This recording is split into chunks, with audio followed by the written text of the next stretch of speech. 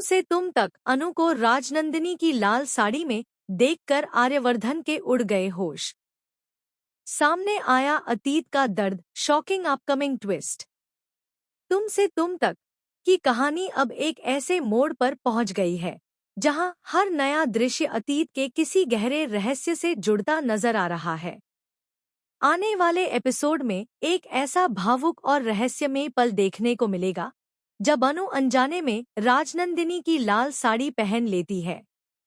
जैसे ही आर्यवर्धन की नजर अनु पर पड़ती है, वह कुछ पल के लिए बिल्कुल स्तब्ध रह जाता है।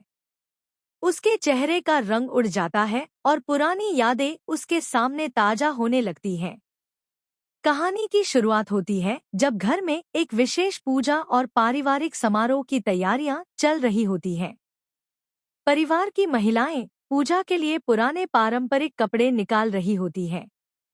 इसी दौरान अनु की नज़र एक बेहद खूबसूरत लाल साड़ी पर पड़ती है। उसे यह नहीं पता होता कि यह साड़ी राजनंदिनी से जुड़ी एक खास याद को संजोए हुए है। परिवार का कोई सदस्य उसे रोकने से पहले ही अनु वही साड़ी पहन लेती है। जब अनु तैयार होकर सबके सामने आती है तो कुछ पल के लिए पूरे घर में सन्नाटा छा जाता है। सभी लोग एक दूसरे का चेहरा देखने लगते हैं। तभी आर्यवर्धन वहां पहुंचता है। जैसे ही उसकी नजर अनु पर पड़ती है, वह पूरी तरह हैरान रह जाता है।